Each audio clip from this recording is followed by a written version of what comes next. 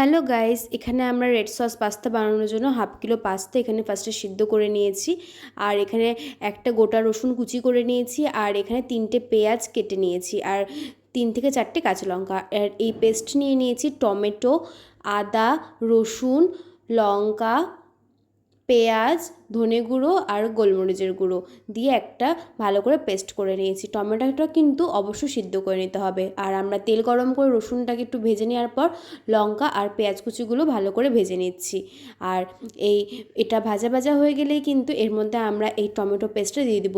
এখানে আমি 6টা টমেটো, 2টো পেঁয়াজ, একটা রসুন, 3 ইঞ্চি আদা আর কাঁচা লঙ্কা, 1 চামচ ধনে গুঁড়ো আর হাফ চা চামচ গোলমরিচের গুঁড়ো দিয়েছি। আর দিয়ে দিচ্ছি টমেটো কেচাপ আর সয়া সস। এবার খুব ভালো করে কষিয়ে তেল বেরিয়ে গেলে আমরা এর মধ্যে এই পাস্তাগুলো দিয়ে দিয়েছি, সেদ্ধ করে রাখা পাস্তাগুলো। আর আপনারা চাইলে কিন্তু এর মধ্যে আরও ঝাল দেওয়ার জন্য বেশি করে রেড চিলি পাউডার ইউজ করতে পারেন, বাট আমি ওটা ইউজ করিনি। কালারের জন্য আমি ইউজ করিনি, একদম রেড করার জন্য আমি বেশি করে টমেটো এর মধ্যে দিয়ে দিয়েছি আর লঙ্কা দিয়েছি, আর লবণ তো আছেই। আর এটাতে কিন্তু একদমই হলুদ ইউজ করবেন না, নাহলে কিন্তু অন্যরকম কালার চলে আসবে। তো আজকের এই ভিডিওটা আপনাদের কেমন লাগলো অবশ্যই জানাবেন। আর এই রেড সস পাস্তা বানানো কিন্তু অন্যান্য পাস্তার থেকে ভীষণ সহজ, আর খেতেও খুব ভালো লাগে, আর বাচ্চাদেরকে টিফিনে দেওয়ার জন্য কিন্তু খুব ভালো।